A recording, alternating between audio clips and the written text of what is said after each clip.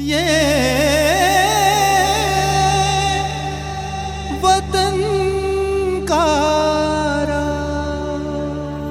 वतन का राग सुनने वाले सभी श्रोताओं को हमारा नमस्कार। आज हम आत्मीय स्मरण कर रहे हैं सुप्रसिद्ध कवयित्री सुभद्रा कुमारी चौहान। वो हमारे भावना के भारत की पहली मई, भारतीय आंदोलन की वीर स्त्रियों में पहली सत्याग्रही और हिंदी भारती की पहली कोकिला थीं, जिनकी स्वर लहरियां चकबस्त और इकबाल के राष्ट्रीय तरानों के साथ हमेशा हमेशा के लिए जन मन गण में घुल मिल गई हैं। सुप्रसिद्ध कवि शमशेर बहादुर सिंह ने जिस कवियत्री के लिए ये उद्गार व्यक्त किए थे, वो थीं झांसी की रानी जैसी कालजयी कविता की रचनाकार सुभद्रा कुमारी चौहान। खूब लड़ी मर्दानी वो तो झांसी वाली रानी थी। इन पंक्तियों के साथ पीढ़ियां बढ़ीं, लेकिन आज भी इस कविता का यश वैसा ही बना हुआ है।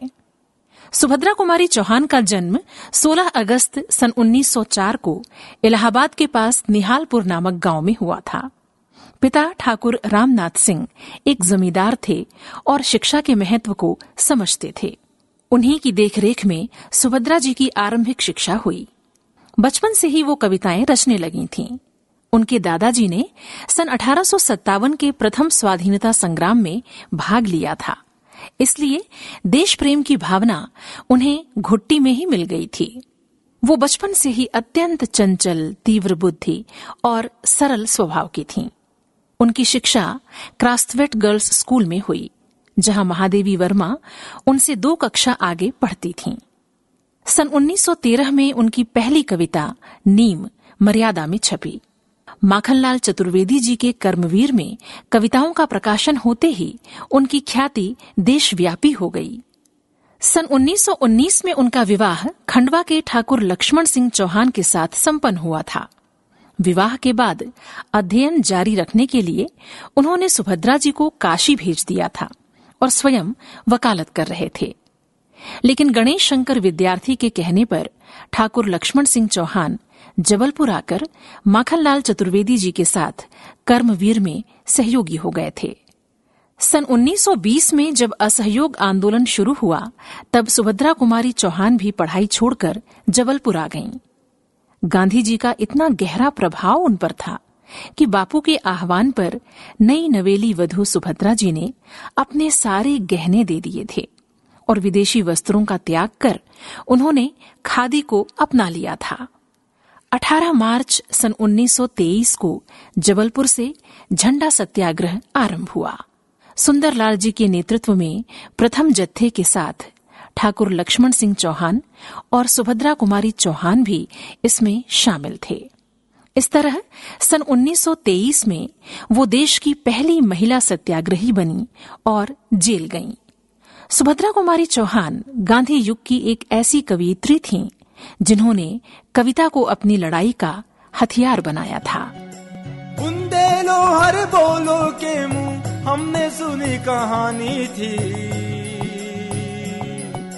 बुंदेलो हर बोलो के मुंह हमने सुनी कहानी थी। खूब लड़ी मर्दानी वो तो झांसी वाली रानी थी। अरे खूब लड़ी मर्दानी वो तो झांसी वाली रानी थी।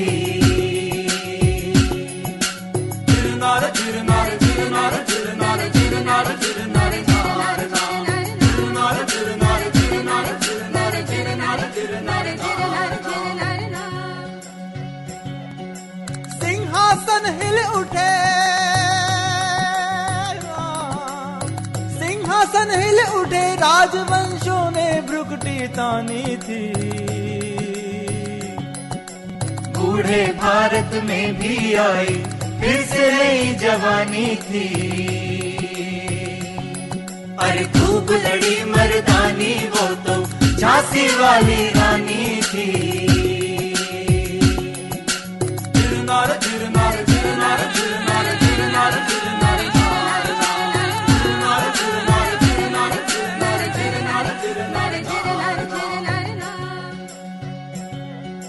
गुमी हुई आजादी की कीमत सबने पहचानी थी। आजादी की कीमत सबने पहचानी थी। दूर फिरंगी को करने की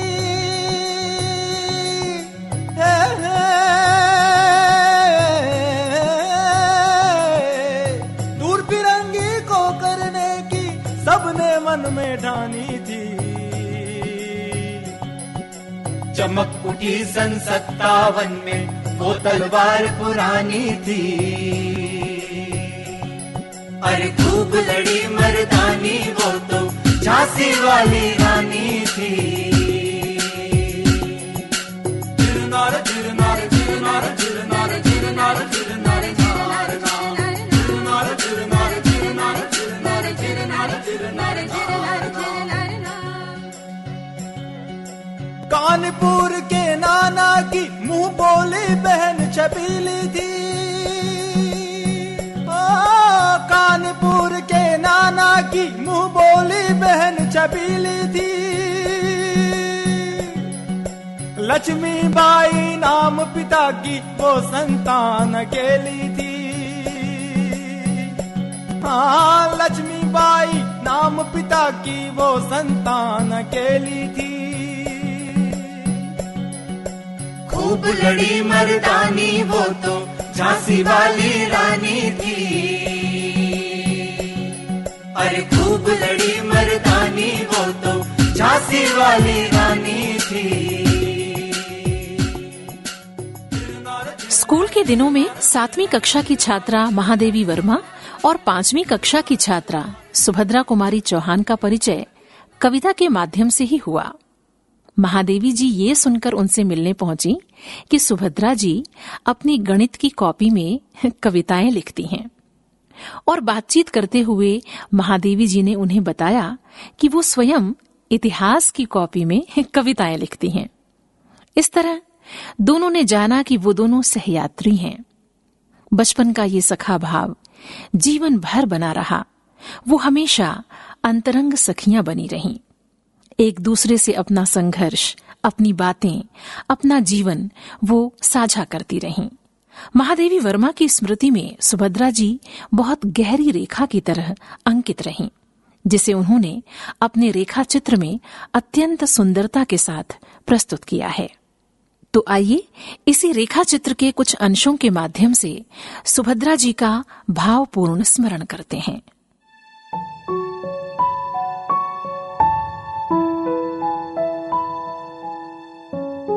महादेवी वर्मा लिखती हैं, मझोले कद तथा उस समय की कृश देह यष्टि में ऐसा कुछ उग्र या रौद्र नहीं था जिसकी हम वीर गीतों की कवियत्री में कल्पना करते हैं।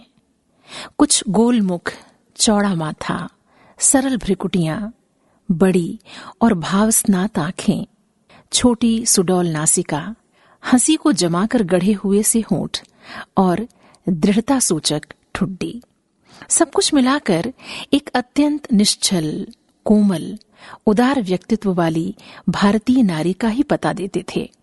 पर उस व्यक्तित्व के भीतर जो बिजली का छंद था, उसका पता तो तब मिलता था जब उनके लक्ष्य के बीच कोई बाधा आ उपस्थित होती थी। मैंने हंसना सीखा है, मैं नहीं जानती रोना, ये कहने वाली की हंसी निश्चय ही असाधारण थी। उन्होंने हंसते हंसते ही बताया था कि जेल जाते समय उन्हें इतनी अधिक फूल मालाएं मिल जाती थीं कि वे उन्हीं का तकिया बना लेती थीं और लेटकर पुष्पशैया के सुख का अनुभव करती थीं। महादेवी वर्मा लिखती हैं कि घर और कारागार के बीच उनके जीवन का जो क्रम विवाह के साथ आरंभ हुआ था, वो अंत तक चलता ही रहा। अपने छोटे बच्चों को जेल के भीतर और बड़े बच्चों को बाहर रखकर वो अपने मन को कैसे संयत रख पाती थीं, ये सोचकर विस्मय होता है। जेल में एक बार जब भूख से रोती बालिका को बहलाने के लिए कुछ भी नहीं मिल सका, तब उन्होंने जेल में अरहर दलने वाली महिला कैदियों से थोड़ी सी अरहर की दाल ली और उसे तवे पर भूनकर बालिका को खिलाया। महादेवी वर्मा आगे लिखती हैं कि घर आने पर भी उनकी दशा वैसी ही कुछ थी। दूध के लिए मचलते अपने बच्चे को कितनी ही बार चावल के घोल से सफेद पानी देकर बहलाना पड़ता था उन्हें। पर इन परीक्षाओं से उनका मन न कभी हारा और न समझौता किया। दरअसल देश पर मर मिटना ही वो जीवन का लक्ष्य मानती थीं। तभी तो सुभद्रा जी ने कहा था, बढ़ जाता है मान वीर का रण में बलि होने से, मूल्यवती होती सोने की भस्म यथा सोने से।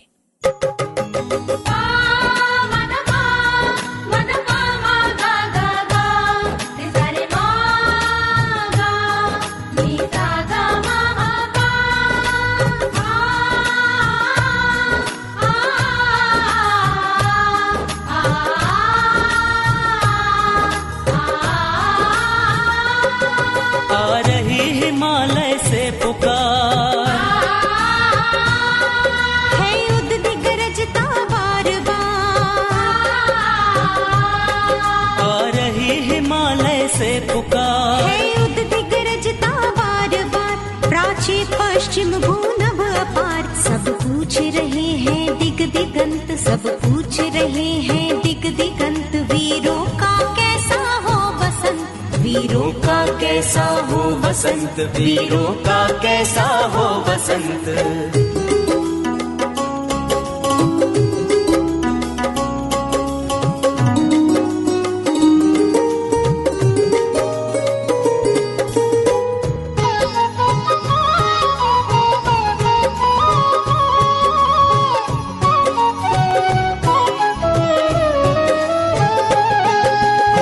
सरसों ने दिया रंग, मधु लेकर आ पहुंचा अनंग। फूली सरसों ने दिया रंग, मधु लेकर आ पहुंचा अनंग। वधु वसुधा पुलकित अंग अंग, वधु वसुधा पुलकित अंग अंग। है वीर वेश में किंतु कंत, है वीर वेश में किंतु कंत। वीरों का कैसा हो बसंत, वीरों का कैसा हो बसंत, वीरों का कैसा हो बसंत।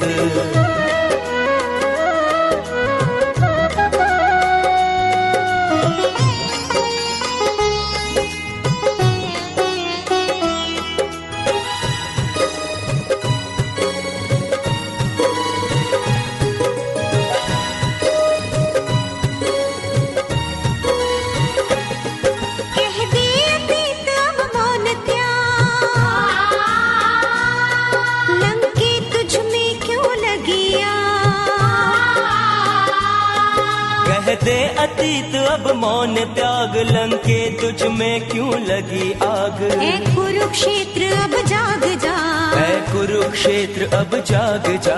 बतला अपने अनुभव अनंत, बतला अपने अनुभव अनंत। वीरों का कैसा हो बसंत, वीरों का कैसा हो बसंत, वीरों का कैसा हो बसंत।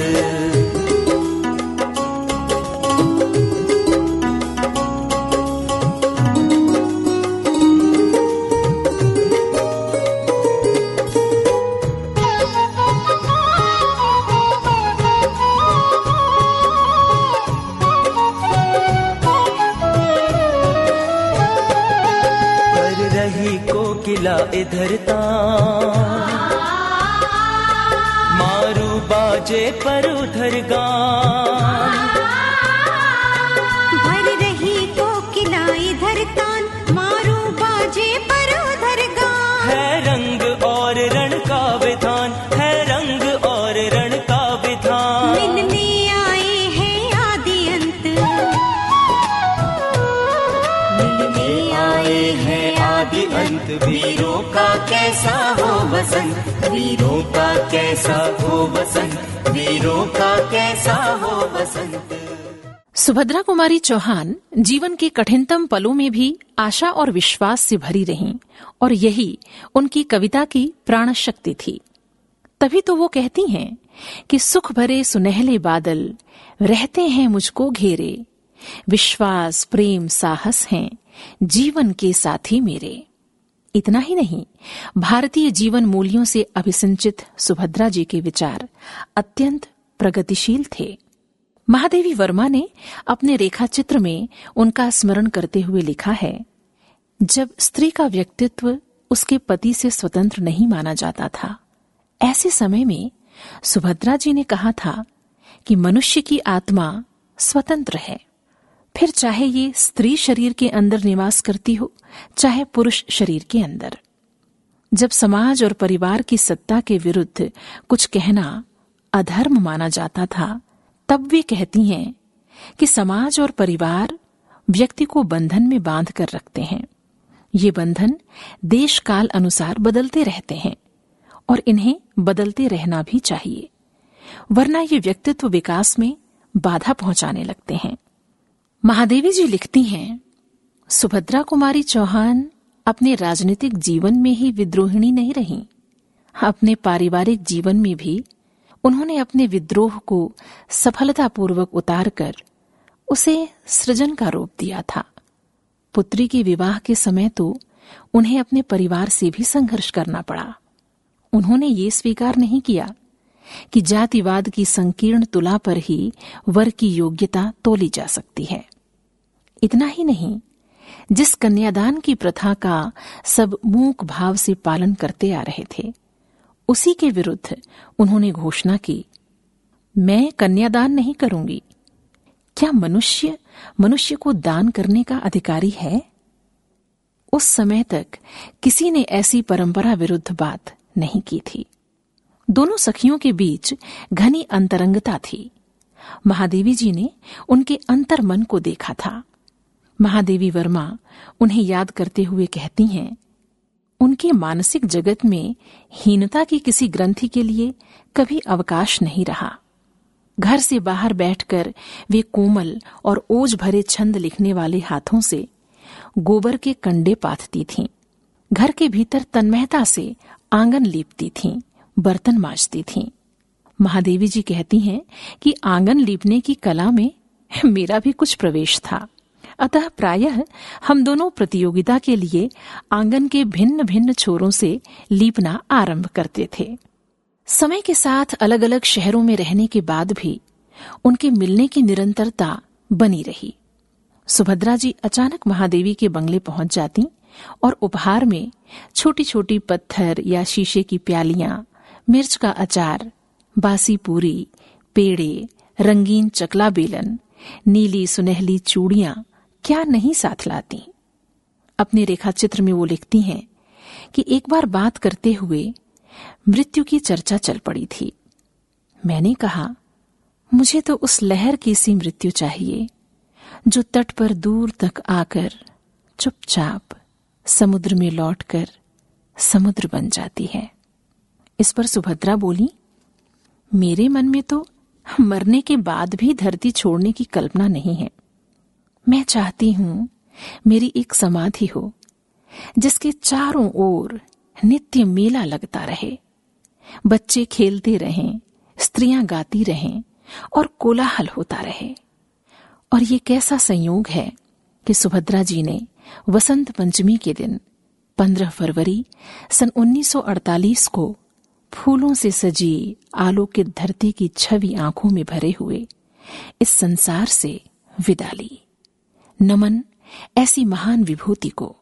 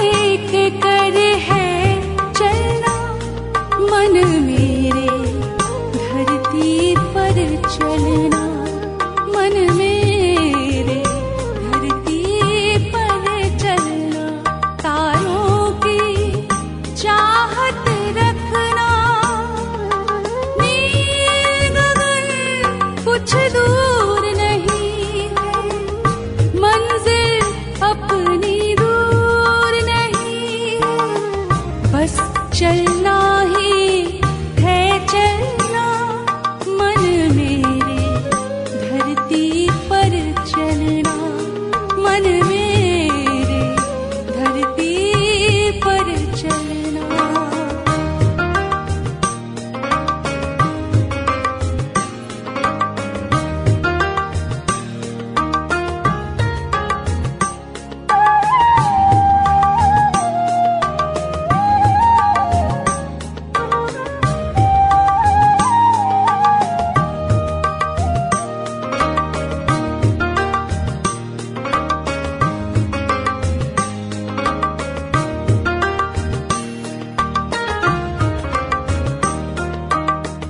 बाढ़ का पानी उफन उफन कर लाएगा एक नाव पुरानी,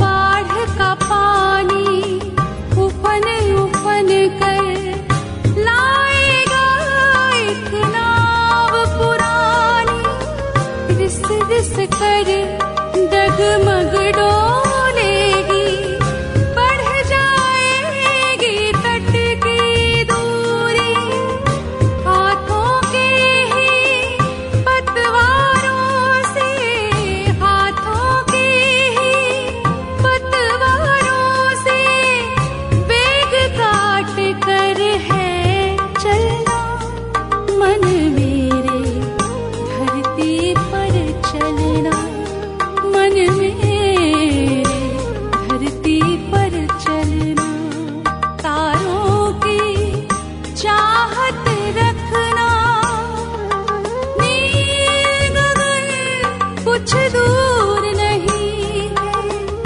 मंजिल अपनी दूर नहीं है, बस चलना ही है चलना, मन मेरे धरती पर चलना, मन मेरे धरती पर चलना।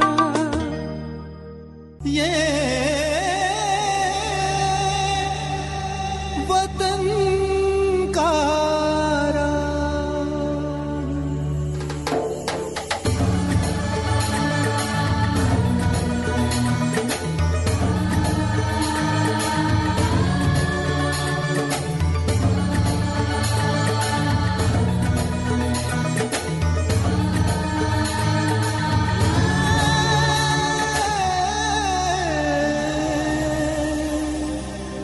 वतन